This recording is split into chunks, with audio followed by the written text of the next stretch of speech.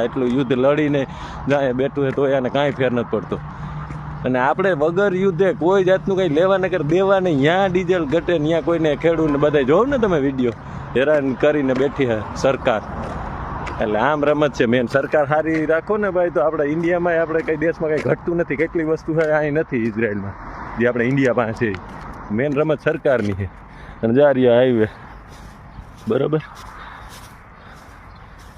જારિયા વાહનો આવે છે જાય છે. અહીંયા કોઈ સરકાર એમ નથી કીધું કે આપણે યુદ્ધ 40 દિવસનું લડી લીધું એટલે હવે તમે ઘરમાં બેહો અને માપે હવે પેટ્રોલ ડીઝલ વાપરો ને અહીંયા ધમધોકાર વાપરો જ. જો સામે આ પેટ્રોલ પંપ છે અને આ રહ્યો અહીં સામે છે. જો કોઈ જાતની ટ્રાફિક નથી. નોર્મલ માણસો જેમ પહેલાં હતા રહેતા હતા એમ જ જો રહે.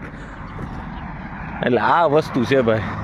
દેશને હલાવવાવાળા સારા હોય ને તો આવી રીતના યુદ્ધ જે લડેલા હોય ને ત્યાંય વાંધો ન આવે. એટલે બાકી એવા માણસો બધા હોય ને તો જેને યુદ્ધને લાગે નકર વર્ગે ત્યાં હેરાનની આટલી થઈ જાય બધા.